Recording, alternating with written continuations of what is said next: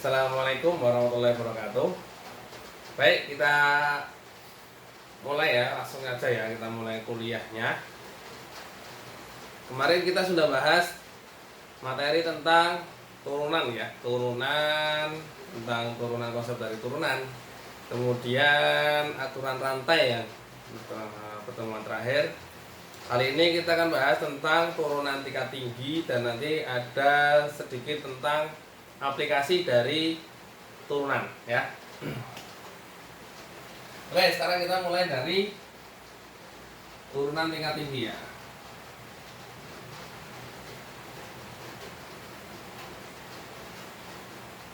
Sebenarnya konsepnya sederhana sih. Kalau misal kita punya fx gitu, kemudian apa, f aksen x itu adalah apa, turunan dari fx ya. Kemarin kita sudah bahas ini ya. Jadi kalau kita punya fx, maka f aksen x itu adalah turunan dari fx, itu sudah jelas. Nah, turunan tingkat tinggi itu maksudnya apa? Ya, turunan tingkat tinggi berarti nilai f aksen x ini diturunkan lagi gitu kan. Nah, berarti ini namanya apa? Ini namanya ya, f aksen x itu adalah turunan pertama dari fx. Konsepnya seperti itu teman. Nah, f aksen x ini diturunkan dengan cara turunan biasa ya, maka akan menjadi f aksen x. Nah, ini namanya adalah turunan dari f aksen x kan gitu. F aksen x atau adalah turunan kedua dari fx kan gini. Kemudian diturunkan lagi jadi f aksen nah gitu ya. Dan seperti itu dan seterusnya ya. Nah, itu namanya adalah turunan tingkat tinggi. Jadi turunan tingkat tinggi itu ya turunan diturunkan lagi, diturunkan lagi. Sebagai contoh ya, saya punya apa, sin misalkan ya, fx itu sama dengan sin x misalnya seperti itu. Berarti apa, turunan dari sin itu apa sih? Cos ya, cos x. Turunan dari sin itu cos x. Kemudian turunan kedua, nah, turunan keduanya yaitu adalah turunan dari turunan pertama. Cos itu turunannya apa? Turunannya cos itu adalah min sin x. Kemudian turunan ketiganya apa? Turunan ketiganya apa? Ya, turunannya dari minus sin x. Ya, kalau sin x turunannya cos. Berarti kalau min sin x berarti min cos x. Nah, turunan keempatnya apa? Gini ya.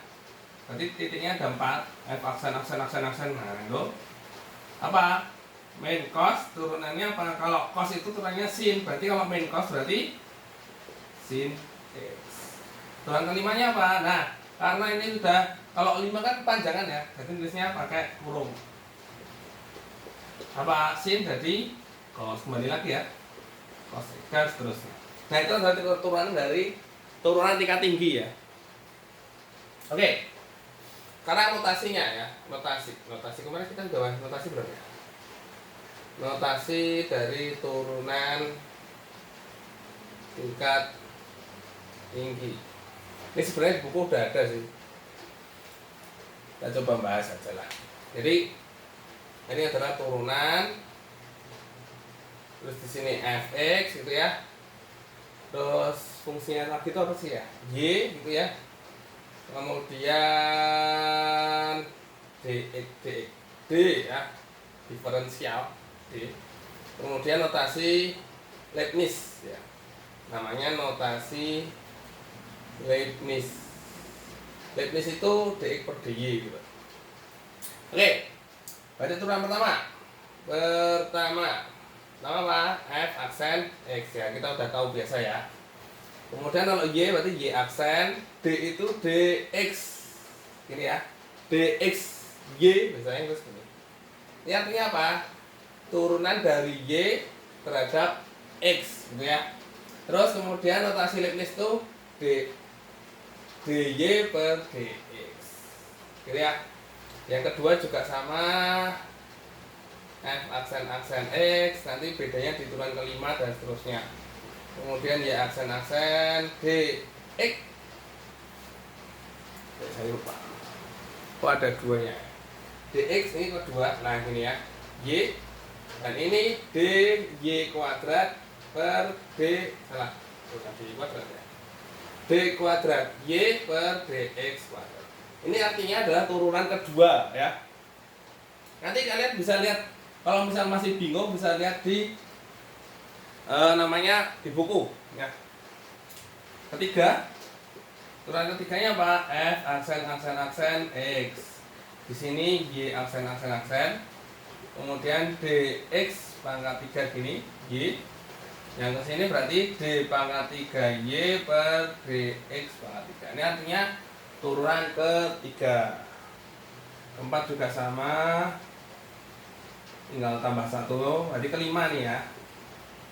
Nah ini kelima yang beda, karena ya kesepakatan ya. Kalau semakin banyak nanti aksennya kan bingung nanti ya. Atau ada juga yang biasa menulis bahwa ya keempat itu sudah menggunakan angka. Nah, ada yang juga. Tapi kita biar nggak bingung, kita ikut di buku saja. Di buku itu sampai keempat itu masih sama, F aksen. Nah, aksennya ada 4. X, Y-nya juga ada 4. Ini dx pangkat 4 gini. Y, dan di sini D pangkat 4 Y per dx pangkat 4. Nah, kelima itu notasinya adalah pangkat 5. Nah, tulis 5 kasih kurung. Jadi 5-nya di atas ya, kasih kurung. Kemudian X. Di kurungnya ada double. Berarti ini Y-nya juga ada di kurung juga. Ini juga, kalau ini enggak ada perubahan namanya. Ini juga enggak ada perubahan. Gitu ya. Ini pangkat 5. Yang ke-6 juga sama nih, pangkat 6. Dan yang ke-7 juga sama dan seterusnya ya. Oke. Itu tentang notasi dari turunan tingkat tinggi. Sekarang aplikasinya apa? Nah, tadi kan kita sudah bahas tentang turunan tingkat tinggi. Jadi turunan tingkat tinggi itu adalah ya turunan diturunkan lagi ya sampai turunan kesekian. Nah, gitu ya. Nah, ini yang seperti itu ya. Jadi turunan kedua itu adalah turunan dari turunan pertama. Turunan ketiga adalah turunan dari turunan kedua. Dan seterusnya. Oke. Paham ya? Gampang ini masih. Ya nggak perlu pengertian lebih lah ya. Intinya soalnya seperti itu. Nanti kalau mengerjakan soal gampang lah pasti. Contoh lagi ya, kalau mau contoh. Contoh ya. Saya punya fx sama dengan x pangkat 4 tambah 2x. Nah seperti ini ya. Kemudian turunan pertamanya apa? Berarti apa turunan x pangkat 4 diturunkan sama dengan 4 yang depan 4x pangkat 3 tambah 2. Kemudian turunan keduanya apa? Nah, turunan kedua ya udah turunkan aja nih. Turunan pertama diturunkan jadi apa? 4 kali 3 12 x pangkat 3 kurangi 1 2. 2 diturunkan jadi 0 ya. Oke, turunan ketiga. Sama dengan apa? Ya 2 taruh depan, berarti 24x. Turunan keempatnya apa? 24. Turunan kelimanya apa? 24 kan konstanta diturunkan jadi 0. Turunan keenamnya apa? Ya 0 diturunkan jadi 0 kan. Gitu ya. Itu turunan tingkat tinggi. Sekarang kita ke aplikasi. Kalau aplikasi dari turunan tingkat tinggi itu di buku dijelaskan bahwa ngaruh ke percepatan. Nanti di fisika kalian biasanya mempelajari ini ya. Fisika Ya fisika ya percepatan ya. Kalau kimia nggak ada percepatan. Percepatan benda ya, cair. Apa ya cepat? Oke. Saya buka bukunya dulu ya. Oke.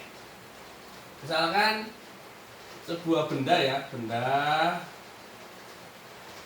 bergerak dengan apa ya, koordinat dengan fungsi S sama dengan itu apa tuh? T pangkat 3 min 12 T kuadrat plus 36 T min 30. Nah, yang ditanyakan yang pertama adalah kecepatan. Kecepatan benda. Yang kedua adalah percepatan. Jadi kecepatan ya, kalau ini kita bahas fisika bentar lah. Kecepatan itu ya dari sini, misalkan ya saya dari sini ke STTA misalkan ya, ke suatu tempat berjarak 1 kilo misalnya seperti itu ya, berjarak 1 kilo, saya ke sana itu membutuhkan waktu berapa menit misalkan ya. Nah itu namanya kecepatan ya. Misalkan membutuhkan waktu 5 menit. Nah berarti kecepatan saya adalah jarak saya dibagi dengan waktu. Nah kecepatan itu ada itu. Jadi kecepatan itu jarak dibagi dengan waktu, dan kecepatan itu kalau di dalam sini ya itu ada arahnya ya.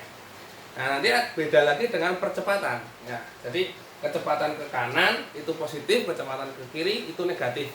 Kita misalkan seperti itu. Karena kan kalau dalam matematika di sini ada koordinat ya, sumbu koordinat nanti positif negatif. Kalau kanan itu positif, kiri negatif. Atas positif, bawah negatif. Oke. Kecepatan benda. Jadi kecepatan benda itu kalau dalam sini ya, contoh di sini itu kita notasikan dengan turunan ds per dt. Nah, percepatan suatu benda itu kita notasikan dengan turunan ke 2d sama d kuadrat s per dt kuadrat. Untuk penjelasan lebih lanjutnya bisa kalian lihat di buku ya. Ini saya coba untuk menjelaskan cepat karena nanti materinya masih banyak ini untuk aplikasi turunan. Jadi intinya seperti itu. Kecepatan benda berarti turunan pertama dari fungsi ini ya. Itu apa? Turunannya apa sih? 3t kuadrat ya, dikurangi 12 kali 2 24t ditambah dengan 36. Nah, misalkan saya mau tahu kecepatan benda ketika T sama dengan atau ketika waktunya sama dengan 2 detik. Oke, misalkan. Atau kapan kecepatannya itu sama dengan 0, misalnya seperti itu. Nah, misalkan kapan pada waktu detik keberapa ya? Detik berapa kecepatan sama dengan 0. Berarti ini sama dengan 0. Bisa seperti itu ya. Berarti gimana nih? Ya udah tinggal difaktorkan aja, ini dibagi 3 semua juga bisa toh. Bagi 3 aja semua bisa. Jadi apa nih? T kuadrat min ya. Apa ya? Bagi 3 itu 8t ya. Ditambah 12 sama dengan 0. Oke, kita faktorkan. Jadi apa? T min 6 min 2 ini langsung saja ya. Berarti di sini T sama dengan 6 dan T sama dengan 2. Jadi diperoleh bahwa benda ini ya bergerak dengan kecepatan 0, artinya dia tidak bergerak sama sekali. Itu diperoleh pada detik ke detik ke 2 dan detik ke 6. Itu adalah kecepatan. Berbeda lagi dengan percepatan ya. Percepatan itu ya turunan kedua, turunan dari kecepatan. Laju apa namanya itu ya? Laju perubahan kecepatan. Jadi kecepatannya itu kan berubah ya. Jadi dari pelan ya. Misalkan dari pelan ke cepat. Itu kan ada perubahan. Nah, itu perubahan namanya laju perubahan, itu namanya percepatan. koreksi saya jika salah ya. Itu yang saya tangkap. Nah itu adalah turunan kedua dari percepatan tadi. Itu apa? S per dt kuadrat. Berapa itu? Berarti 6T dari sini ya, jangan yang di bawahnya, soalnya ini sudah dibagi 3, yang ini kan masih turunan aslinya. Dikurangi dengan 20. Nah ini adalah rumus dari percepatan. Nah tentu nanti ada unsur T-nya, jadi percepatannya itu bisa berbeda-beda di setiap waktu. Itu ya intinya dari aplikasi turunan tingkat tinggi. Nanti kalau kalian bisa mau lebih pahamnya, bisa dibuka di buku yang itu, materi tentang turunan ya, tentang turunan tingkat tinggi. Oke, sekarang kita langsung masuk ke aplikasi turunan. Oh, tadi belum turun aplikasi ya? Ini juga sudah aplikasi, tapi aplikasi turunan dari tingkat tinggi. Sekarang kita masuk ke aplikasi yang turunan secara umum, yaitu untuk mencari nilai maksimum dan minimum. Max dan minimum. Jadi gini. Oke, kita kemarin tentang konsep turunan ya, tentang konsep turunan. Konsep turunan itu apa sih rumusnya ya? Konsep turunan itu kan f aksen x sama dengan limit, kita pakai yang ini aja ya, x mendekati c dari fx. Kalau kalian masih udah lupa, bisa dibuka materi yang kemarin, dikurangi fc dibagi dengan x min c. Jadi konsep turunan itu kan ini ya. Nah ini apa? Itu sama dengan gradien, ya kan? Dulu ya, jadi misalkan saya punya oval seperti ini, turunan terhadap misalkan di sini adalah titik C-nya, maka turunan itu adalah gradien. Gradien itu bukan aksen C. Turunan di titik C itu adalah gradien. Ya. Dan saya ingin menjelaskan lagi bahwa gradien, nah gradien, kalau kalian sudah lupa, buka lagi buku materi tentang gradien ya. Gradien itu konsepnya seperti ini kan. Kalau garisnya itu miring ke kanan ya, ini kan miring ke kanan nih, garisnya miring ke kanan, miring ke sana ya, maka gradiennya itu akan lebih dari 0 ya. Kemudian jika garisnya itu miring ke kiri, maka gradiennya itu akan kurang dari 0 atau dia bernilai negatif.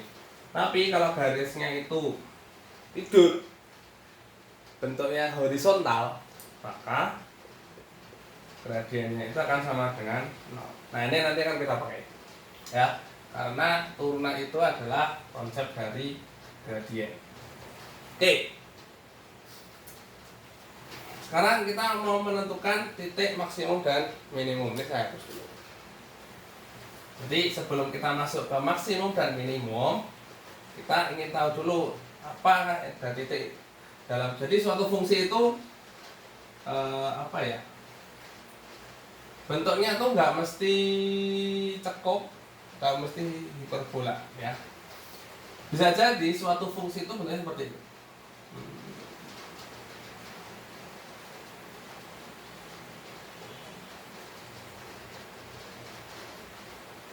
Nah, jelek banget ya. Bisa jadi suatu fungsi itu bentuknya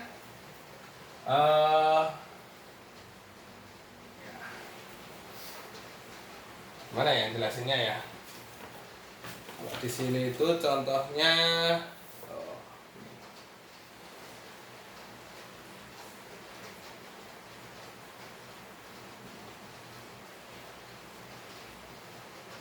nah ini ya.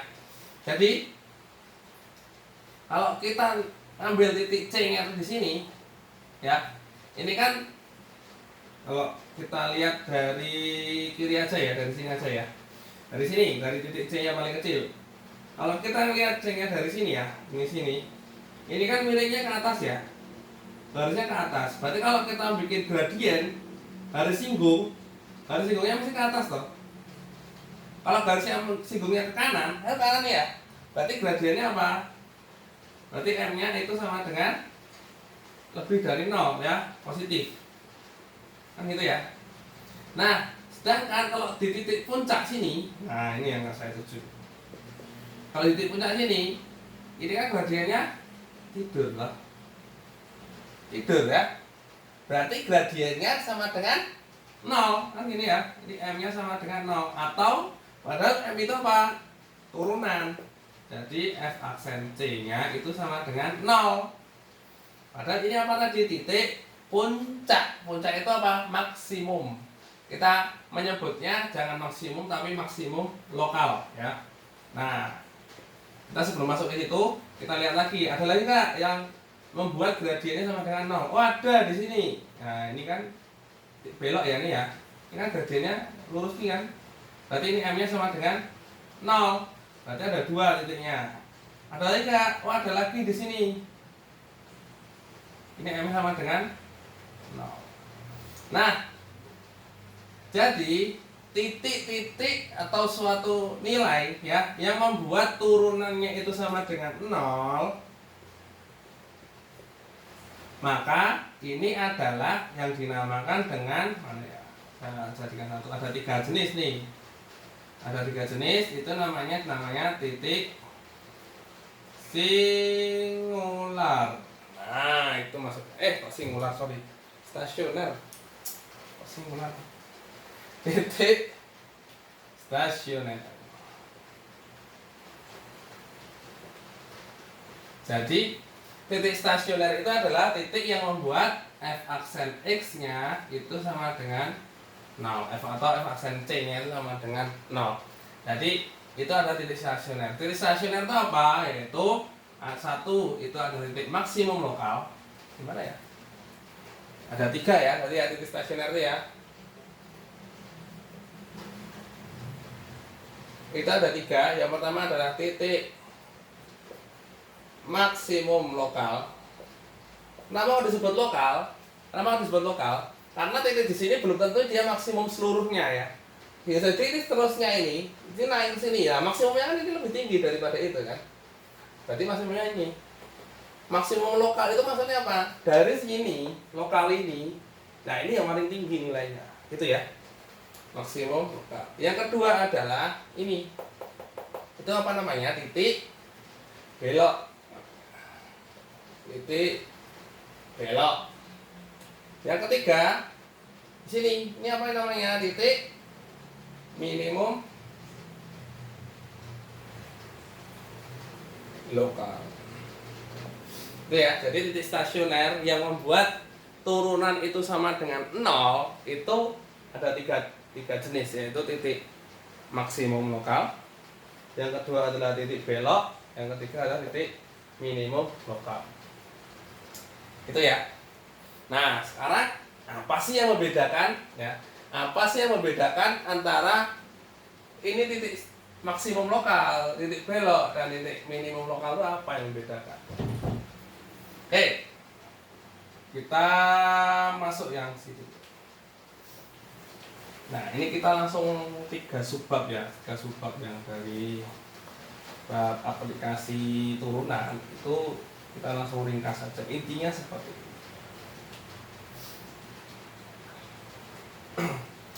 Intinya seperti ini. Kita lihat bahwa tadi kan ini yang membuat titik stasioner itu yang membuat titik turunan dari suatu fungsi itu sama dengan 0 ya. Jadi F aksen C dan turunan sama dengan 0. Nanti ada contohnya biar kalian nggak pusing. Ini saya gambarkan dulu konsepnya seperti ini. Jadi yang saya gambarkan ya semuanya lah ya. Misalkan yang pertama adalah titik maksimum. Maksimum itu kan tadi bentuknya seperti ini ya tadi ya. Ini. Nah, maksimumnya ini ya. Berarti saya perbesar, jadi gini. Itu ya, ininya seperti itu. Ini adalah titik maksimum. Misalkan ya, maksimumnya itu di sini. Ini titiknya namanya titik C. Berarti kita dapatkan bahwa f aksen C itu pasti sama dengan 0 karena dia titik stasioner atau dia maksimum lokal. Apa ciri-cirinya dari maksimum lokal? Kan gitu ya. Nah, tadi sebelumnya saya bahas bahwa turunan itu adalah gradien ya. Konsep turunan kan dari gradien ya. Dari gradien bahwa jika gradiennya itu ke kanan, maka gradien itu masih positif. Kalau kiri dia negatif, tapi kalau tidur horizontal dia sama dengan 0. Yang kita pakai tadi baru yang horizontal ya. Maka kita peroleh bahwa yang dinamakan dengan titik stasioner. Oke, kita lihat di sini. Kalau saya mau mencari turunan di sini, ya, kan garisnya kan miring kanan semua ya, ini ke sini ya. Ya. Berarti apa? Misalkan saya punya X ya. Misalkan saya punya X ya. Jika kan ini ya. Jika X kurang dari C, kan di sini titiknya itu X kurang dari C ya. Ya kan? X-nya kurang dari C, maka apa tadi? Ciri-cirinya apa? Gradiennya itu pasti lebih dari 0, kan gitu ya. Padahal gradien apa tadi? Turunan dari fx, kan gitu ya, turunan fungsi. Jadi maka turunannya itu sama dengan sama dengan 0, lebih dari 0. Ini untuk kasus yang maksimum ya. Maksimum. Ingat, ini maksimum. Oke. Sebaliknya, jika di sebelah sini, maka miringnya ke kiri semua ya. Berarti jika X-nya lebih dari C, maka f aksen X apa itu? Kurang dari 0. Kan gradiennya kurang dari 0. Jadi kesimpulannya apa gitu ya? Nah, kesimpulannya apa? Nah, ini ciri-cirinya yang titik maksimum lokal. Kesimpulannya adalah kalau kita mau mencari turunan kedua, nah di sini turunan kedua dari FC ya, itu sama dengan apa? Jadi kalau turunan pertama kan f aksen C itu sama dengan limit x menuju C dari fx min fc per x min c, gitu kan? Nah, ini juga sama, kalau turunan kedua berarti kan turunan dari turunan pertama. Jadi apa? Limit x menuju c dari apa? Fungsinya tinggal diganti dengan fungsi turunan pertama, kan gitu ya. Jadi f aksen x kan gini, dikurangi f aksen c dibagi dengan x min c. Nah, kita tahu tadi bahwa f aksen C itu sama dengan 0, kan gitu ya. Berarti ini sama dengan 0. Berarti tinggal limit x menuju C dari fx per x min C. Tuh. Ini, oke ya. Fx per x min C. Nah, fungsinya sekarang ini. Jadi, kita ada dua kondisi.